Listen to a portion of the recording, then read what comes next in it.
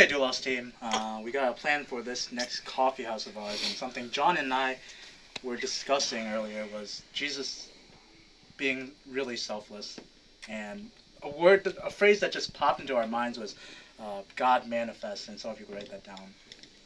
So as we all know, there's no I in manifest, right? And so it really speaks to Jesus being selfless. Actually, there is an I in manifest. Is there? Oh, we'll just take it out. There. Works just fine, right? Manifest. Ben, that is the best idea I've ever heard in my entire life. Thanks, John. No problem. You know, I'm really sad that Ben's leaving because the relationship between the youth pastor and the youth intern is a very special one.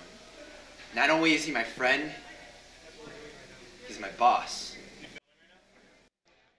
So at this church retreat, this really spooky thing just happened, and they asked us to pray for people, and then this name, like Teresa, just came out, and we were like, okay, well, let's pray for Teresa, right? And at the end of this retreat, this little girl named Teresa accepted Christ. And I was thinking to myself, man, I really wish I had the gift of prophecy. I just might try that out later. Ben, you can have the gift of prophecy. Ben, if you want to have the gift of prophecy, you can, and you will have the gift of prophecy. Thanks, John. No problem, Ben. You know, I'm really sad that Ben is leaving. The relationship between the youth intern and the youth pastor is a very special one. But I will be the assistant to the youth pastor no more. I will be the new youth pastor.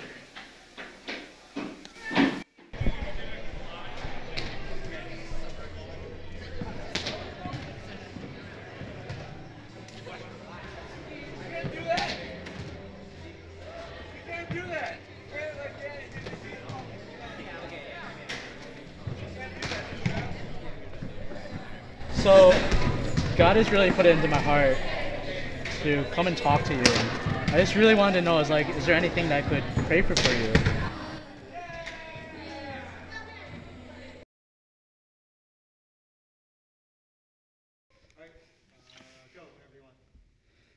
So we raise up holy hands to praise the Holy One, who was and is to come.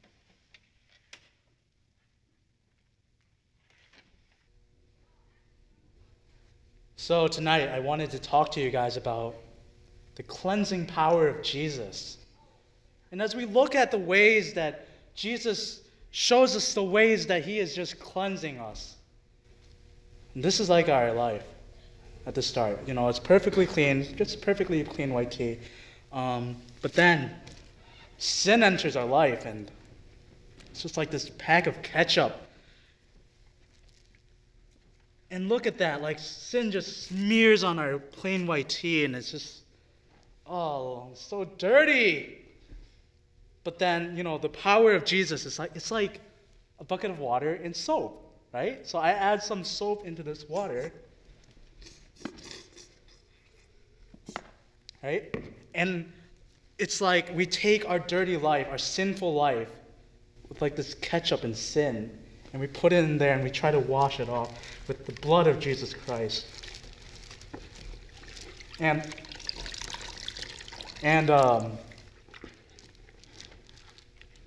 Jesus' blood washes away. Ooh. So, it's white like snow, right? Yeah, completely white. That's the power of Jesus' love in our life.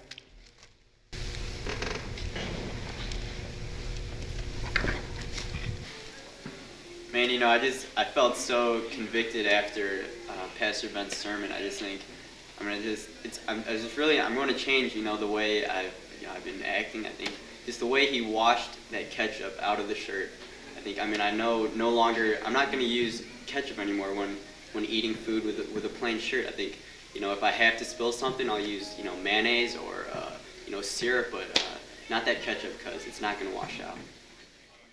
Ben, that was the greatest sermon that I've ever seen in my entire life. If they don't recreate that sermon in video format, I'm just gonna die. I will literally just swoon.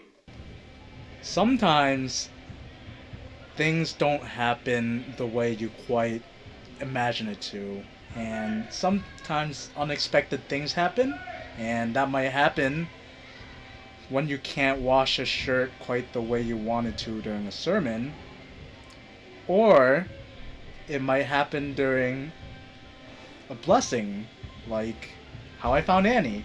And I'm so thankful for Annie because Annie just shut all those haters up who thought I couldn't find a wife. And she provides a lot of love and caring, but dang, she shut them up good.